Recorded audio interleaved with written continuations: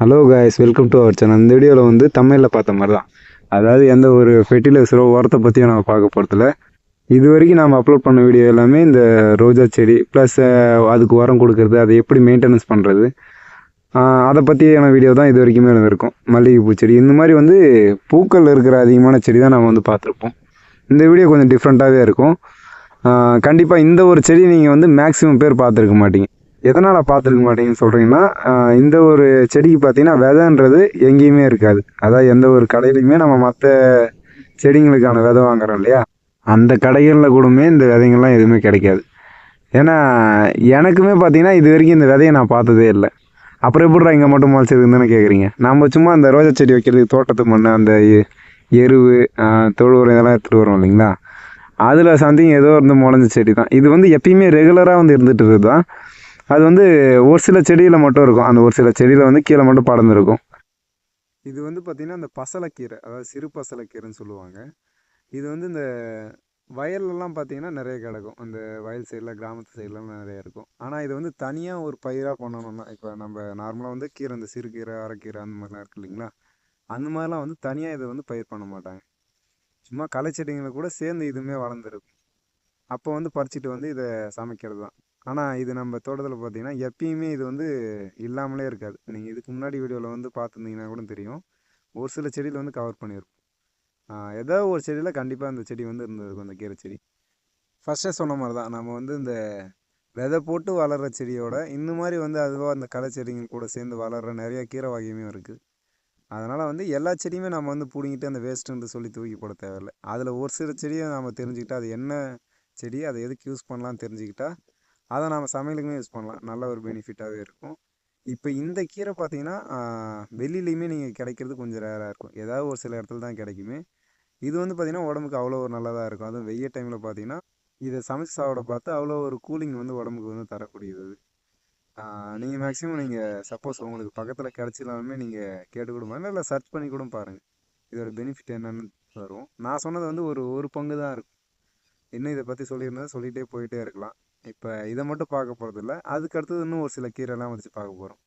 இந்த கீரை பார்த்திங்கன்னா இந்த சிவப்பு தண்டங்கீரை. இது வந்து நம்ம தனியாக விதை வாங்கி தான் போட்டு வளர்த்தோம்.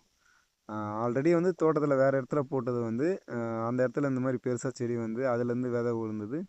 நம்ம ரோஸ் செடிக்கு மண் எடுத்துகிட்டு வர பார்த்து, அங்கேருந்து மண் எடுத்துகிட்டு வர பார்த்து அதுலேருந்து அந்த விதை வந்து விழுந்து இங்கேருந்து நம்ம தண்ணி ஊற்ற பார்த்து இதுலேருந்து வளர்ந்து வந்த செடி தான். அதான் இதுக்குன்னு தனியாக இங்கே வந்து நம்ம விதை போடலை. அந்த வேற ஒரு இடத்துல விதை போட்டு அதுலேருந்து உளுந்த விதையிலேருந்து அந்த மண்ணை நம்ம மொத்தமாக எடுத்துகிட்டு வர பார்த்து அந்த மண்ணில் இந்த விதை வந்து முளைச்சி வந்தது தான் இந்த செடி. இந்த செடிங்களாம் நமக்கு வந்து ஈஸியாக வெளில வந்து விதை கிடைக்கும். இதையுமே தனியாகவே வந்து பயிர் பண்ணுவாங்க. ஆனால் இது இன்னும் அது இல்லாமல் நம்ம ஒரு 3 கீரை செடி பார்க்க போகிறோம். இப்போ ஃபஸ்ட்டு ஒன்று பார்த்தோம் இல்லைங்களா, அது இல்லாமல் இது வந்து ஈஸியாக வந்து நம்ம பயிர் பண்ணலாம். நம்ம மாடி தோட்டத்திலே இது வந்து போடலாம். இது ஒன்றும் அவ்வளோ பெருசாக ஒன்றும் கஷ்டம்லாம் இருக்காது வளர்க்குறது. இப்போ ஃபஸ்ட்டு காட்டின கீரை செடி இல்லாமல் இன்னுமே 2 கீரை செடி இந்த களை செடி கூட சேர்ந்து வளர்ந்தது தான். இது பார்த்திங்கன்னா அந்த மணத்தக்காளி கீரை செடி. இதை மேக்ஸிமம் பேர், அதிகபட்ச பேர் கேள்விப்பட்டிருப்பீங்க, சாப்பிட்டு இருக்கலாம். ஏன்னா இது வந்து ஓரளவுக்கு அந்த ஃபஸ்ட்டு காட்டின கீரை செடியோட இது ஓரளவுக்கு நல்லாவே கிடைக்கும். மார்க்கெட்லேயும் கிடைக்கும். இது நல்லா இதுவுமே தனியாக ஒரு சிலவங்க வந்து பயிர் பண்ணுவாங்க. இந்த கீரை பார்த்தீங்கன்னா அல்சருக்கு ஒரு பெனிஃபிட்டான ஒரு மருந்து மாதிரி இருக்கும். நீங்கள் ஒரு 2-3 டைம் சாப்பிட்டனால உங்களுக்கு ரிசல்ட் வந்து நல்லாவே தெரிய ஆரம்பிக்கும். இந்த கீரையும் சரி, இதுக்கு முன்னாடி காட்டின அந்த மணத்தக்காளி கீரையும் சரி, அல்சரு ப்ளஸ் இந்த வாயில் சின்ன சின்னதாக புண்ணு மாதிரி வர்றது, இது எல்லாத்துக்குமே வந்து இந்த கீரையை தொடர்ந்து ஒரு 2 நாள் மட்டும் சாப்பிட்டிங்கனாலே போதும். அது வந்து ரிசல்ட் உங்களுக்கு அப்போவே தெரிய ஆரம்பிக்கும். இந்த செடியை வந்து நம்ம இன்னும் கொஞ்சம் டெவலப் பண்ணலான்ற பேரில் எல்லா செடியிலையுமே, இப்போ ரோஸ் செடி வளர்க்குறோம் இல்லைங்களா, அதில் எல்லாத்துலேயுமே சின்ன சின்னதாக ஒரு பீசஸ். ஏன்னா இது வந்து விதையிலேருந்து எனக்கு தெரிஞ்சு மேக்ஸிமம் பரவலை. இந்த சின்ன சின்ன தண்டில் வேர் வருது இல்லைங்களா, இது மூலயமா தான் அதிகமாக வந்து பரவ ஆரம்பிக்குது. அதனால் வந்து எல்லா செடிக்குமே இது போட்டு வர்றது இந்த செடியை டெவலப் பண்ணுறதுக்கு மட்டும் இல்லை. இப்போ இது போட்டு வர்றதுனால இது படர்ந்துச்சுன்னா கீழே ஃபுல்லாகவே நமக்கு வந்து அந்த ஈரப்பதம் வந்து காக்க ஆரம்பிக்கும். சன்லைட் வந்து டேரெக்டாக வந்து செடியில் வந்து பட ஆரம்பிக்காது. சரிங்களா, அதனால தான் வந்து இந்த செடி இன்னுமே நம்ம டெவலப் பண்ணிகிட்ருக்கோம். ஏன்னா களை செடி மற்ற செடின்னா நம்ம பிடுங்கி போட்டுடலாம். இப்போ இந்த மாதிரி வந்து மணத்தக்காளி கீரை செடி, இந்த மாதிரி ஒரு சில கீரை செடியை மட்டும் நான் அந்த ரோஸ் செடி கூட விட்டுருவேன்.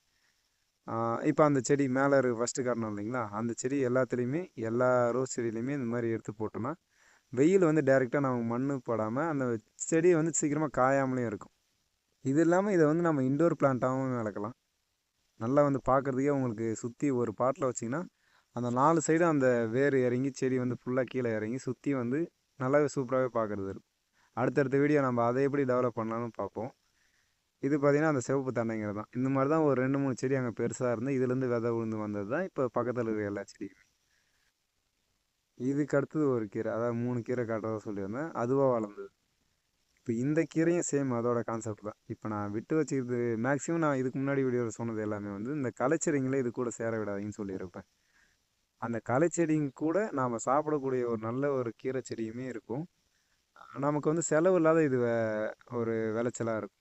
நம்ம வந்து கீரை என்ன தான் போட்டாலுமே மழை காலத்துலேயும் சரி வெயில் காலத்துலையும் சரி அது கருகிறது வராமல் இருக்கிறதுலாம் நிறையா இருக்கும்.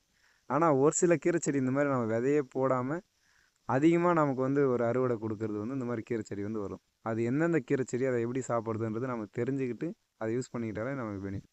இது நமக்கு கீரைக்கு மட்டும் ஆகாது. நான் முன்னாடியே சொன்ன மாதிரி இது வந்து அந்த செடி அந்த சரௌண்டிங் வேறு சுற்றி இருந்துச்சுன்னா டைரெக்டாக வெயில் வந்து உள்ளே வந்து மண்ணில் வந்து படாது. இது ஒரு மூடாக்கு மாதிரி மல்ச்சிங் மாதிரி வந்து இருந்து நமக்கு கீரைக்கு கீரையும் வந்துடும். ப்ளஸ் வந்து நம்ம ரோஜா செடியுமே நல்லா வந்து காயாமல் ஒரு நாள் நீங்கள் தண்ணி ஊற்றாத விட்டாலுமே மண் அந்த அளவுக்கு வந்து ஹீட் ஆகாது, காயாது. அதனால் இப்போ இதை கொஞ்சம் டெவலப் பண்ணி எல்லா செடிக்குமே அதுக்கு அடியில் போட்டு வளர்க்கலான்ற ஒரு முடிவு வந்திருக்கும். ஏன்னு கேட்டிங்கன்னா அதிகமாக வந்து இது வச்சிங்கன்னா களை செடியுமே வராது. இப்போ இதோட வேரே ஃபுல்லாக வந்து அதை அடைச்சிக்கிச்சு, இது ஃபுல்லாகவே வந்து இந்த செடியை வளர்ந்துச்சுன்னா நமக்கு வந்து அதிகமாக களை செடியுமே வளராது. அப்படின்னு பார்த்து நம்ம தேவைன்னா கட் பண்ணி எடுத்துக்கலாம். அந்த வேரை மட்டும் விட்டுட்டு கட் பண்ணி எடுத்து சமைச்சிட்டு மீதி அடுத்த ஒரு மாதத்தில் பார்த்தீங்கன்னா திரும்பவும் அந்த கீரை சமைக்கிற அளவுக்கு வந்துடும். அதனால் இதுக்கு வரைக்கும் கீரைன்றது நம்ம காசு கொடுத்து வாங்காத மாதிரி. இதுக்கு அடுத்தடுத்த வீடியோவில் பார்த்தீங்கன்னா பூச்செடியை மட்டும் கவர் பண்ணாத காய்கறி செடி மாடித்தோட்டம் அப்படின்ட்டு A to Z எல்லாத்தையுமே கவர் பண்ண போகிறோம். மறக்காமல் சேனலை சப்ஸ்கிரைப் பண்ணிவிட்டு இந்த கீரை செடி உங்ககிட்ட யார் யார்கிட்ட இருக்குன்னு கீழே வந்து கமெண்ட் பண்ணிடுங்க.